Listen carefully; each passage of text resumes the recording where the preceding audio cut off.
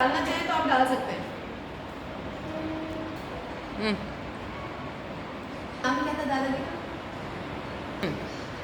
नमस्कार, मैं डॉक्टर तरुणा, केंद्रीय विद्यालय ONGC वडोदरा से आज अपने साथ हम एक स्वतंत्रता सेनानी के पोते से बात करने जा रहे हैं, क्योंकि वो भी हमारे बीच नहीं है, लेकिन उनके पोते से हम जानना चाहेंगे देवेंद्र भाई पटेल से कि चुन्नीलाल जी स्वतंत्रता सेनानी थे और किस तरह से उन्होंने हमारे देश की आज़ादी में योगदान दिया अपना। सबसे पहले मैं आपका स्वागत करती हूँ, ये बच्चे भी आपका स्वागत करना चाहते हैं। नमस्कार बच्चों को बहुत welcome.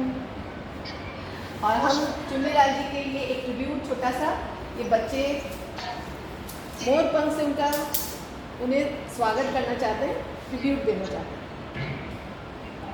Thank you so much sir, स्वागत है केंद्रीय विद्यालय के इस पटल पर। हम जानना चाहेंगे कि ये बहुत सौभाग्य का विषय है कि हमारे बीच आप आज उपस्थित हैं। हम ऑनलाइन मोड पे सही, क्योंकि आप महसाना से हैं और हम आपसे बातचीत करने के लिए बहुत आतुर थे जब से हमें विरल मैम ने बताया कि वो आपको बहुत अच्छे से जानती हैं। तो सर, पहले आप अपना परिचय दें और फिर बताएं कि चुन्नीलाल जी के साथ आपका क्या रिलेशन था, ताकि हम इसको पूरे देश में बता सकें कि हमारे बीच उन स्वतंत्रता सेनानियों की याद में उनका परिवार है और हम उस घड़ी में हमेशा आपके साथ हैं। जी सर। सबसे पहले आपको और आपकी पूरी स्कूल को नमस्कार। और मेरा ये सौभाग्य है कि आज आपकी स्कूल ने मेरे दादाजी जो स्वतंत्रता सेनानी थे उनकी वजह से मुझे याद किया, और उनकी वजह से भी मैं आपको दिल से नमस्कार कर रहा हूँ। मेरा नाम देवेंद्र कुमार पटेल, मेरे पिताजी का नाम रतिभाई पटेल, हम महसाना जिला से। मेरे दादाजी एक स्वतंत्र सेनानी जी। उनका नाम था चुन्नीलाल जीवतराम पटेल जी। उनका जन्म महसाना में हुआ था 1 मई 1925।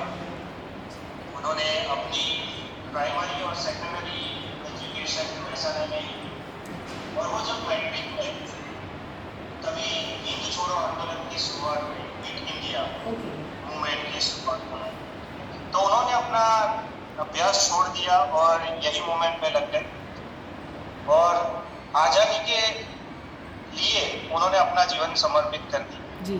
शुरू में आज़ादी के लिए उनको काम दिया जा रहा था कि गांव में जाके उसका प्रचार करना, उसके लिए जो भी पैम्पलेट और वो सब आते थे वो बांटना, फिर आगे मलेरिया की दवा का जो डिस्ट्रीब्यूशन है वो करते थे।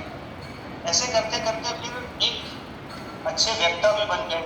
तो जन जागृति के लिए जहाँ पे भी जरूरत रहती थी तो वो लोग वो जाते थे, गांव जाते थे और लोगों को आज़ादी के लिए जागरूक करते थे और प्रेरित करते थे कि आज़ादी की ये मूवमेंट में साथ दीजिए। और गांधी जी के नक्शे कदम पे चलते थे। सबसे पहले उन्होंने तब तक एक धारा सभ्य थे, नाम था उनका नटवरलाल विठल भाई, बड़ौदा से ही। अच्छा। ठीक है।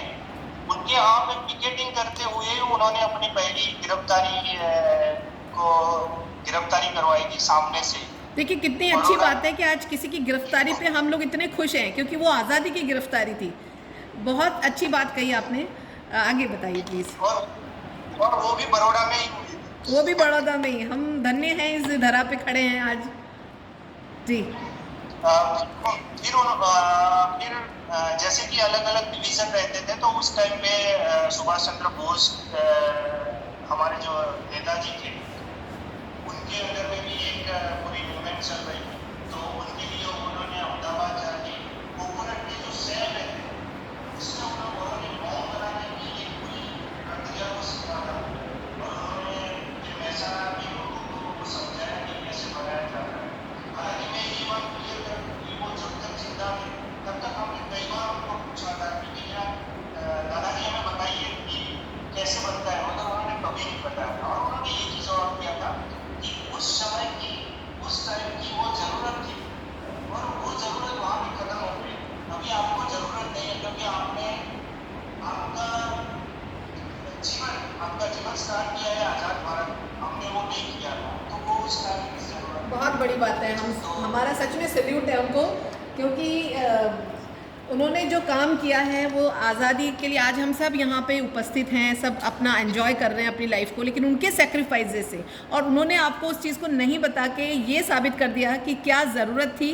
और उस वक्त उन्होंने नारियल शैल में जो बम बनाने की जो प्रक्रिया थी आपको नहीं बताई, क्योंकि वो ज़रूरत को वो बिल्कुल समझते थे कि कब क्या बात रखनी है और कब क्या नहीं है। सच में हमारे दादाजी, आपके दादाजी जो हैं पूरे देश के दादाजी, और हम अंदर से इतना गौरवान्वित महसूस कर रहे हैं उनके बारे में बातचीत करके। कुछ और बताइए, कोई ऐसा किस्सा जो उन्होंने आपको बताया। जैसे कि मैंने बताया था कि समय और तारीख सब तय हो गया था, और महसाना से अहमदाबाद जाने वाली जो रेलवे थी उस पर जो ब्रिज था उसको उड़ा देने का काम करना था।